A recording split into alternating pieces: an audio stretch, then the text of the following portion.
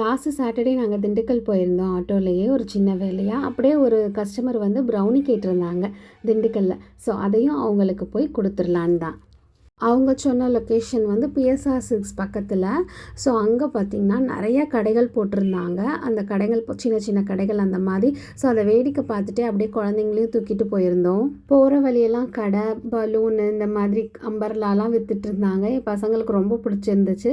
சரி, ஃபஸ்ட்டு டெலிவரியை முடிச்சுட்டு அதுக்கப்புறம் இதை வாங்கிக்கலான்னு சொல்லிட்டு கஸ்டமரை தேடி போயிட்டு இருந்தோம். அதுக்கப்புறம் அவங்கக்கிட்ட கொடுத்துட்டு பக்கத்தில் இந்த போலி ஷாப் இருக்குது. இந்த போலி கடை வந்து திண்டுக்கல்லில் நிறைய இடத்துல இருக்குங்க. இந்த போலி ரொம்ப நல்லாயிருக்கும். கார போலி, இனிப்பு, பருப்பு, தேங்காய் அப்படின்னு இருக்கும். இதில் கார போலி சாப்பிட்டிங்கன்னா உங்களுக்கு ஆலு பரோட்டா மாதிரியே இருக்கும்.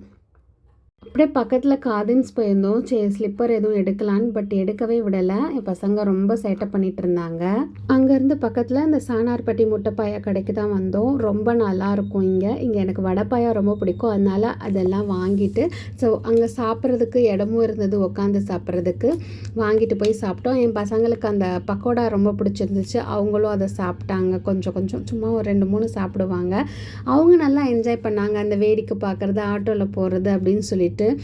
ஸோ அதுதான் நம்மளுக்கு வேணும். அவங்களுக்கு ஆட்டோவில் போகிறோன்னா அவ்வளோ பிடிக்கும். அப்படியே அந்த கொடையெல்லாம் வாங்கிட்டு வீட்டுக்கு வந்துட்டோம்.